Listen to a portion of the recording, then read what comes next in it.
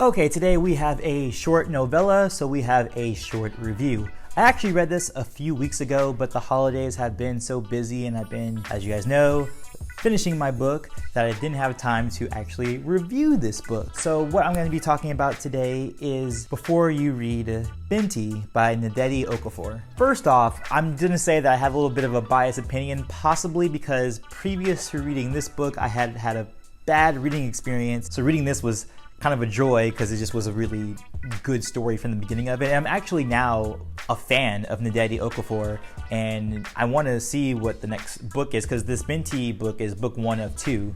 And I really like her writing style. I like the subject matter that she covers. I feel like the ending of the story was a little bit too easy. There wasn't enough consequence, especially to one of the characters who does this very terrible thing and then just it's kind of waved off, even though it's a pretty violent act. I do understand what she was going for though, like from a moral standpoint. She's saying that, an eye for an eye, it will leave the whole world blind.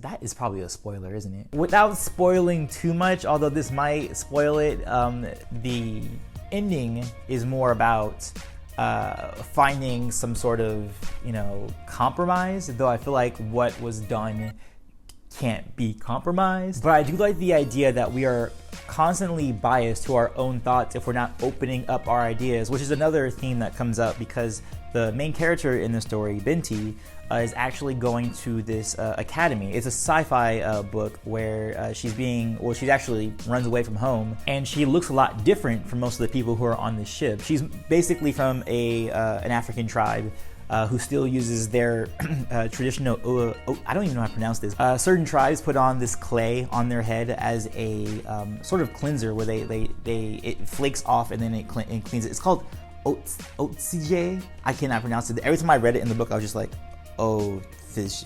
And then I just continue. It's like one of those things I'm like, I don't really know if I'm saying this right.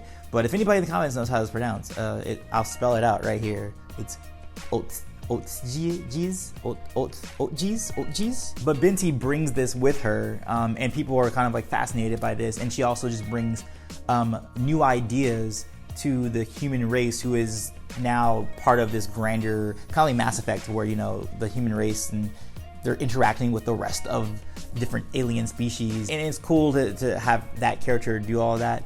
I do feel the book was a little bit too short, especially for the themes and the things that were being brought up. I feel like it would have done better with a longer, full novel.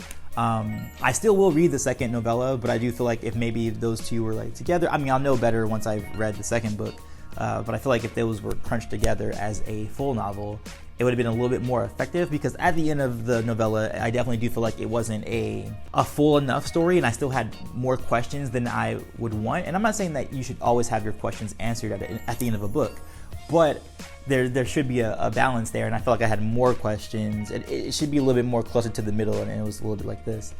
But ultimately, I would recommend it. I definitely am looking forward to reading more of Nnedi's work. I think I want to read, of course, Binti number 2, and I want to read Lagoon. But that is it. As always, peace and much love to you.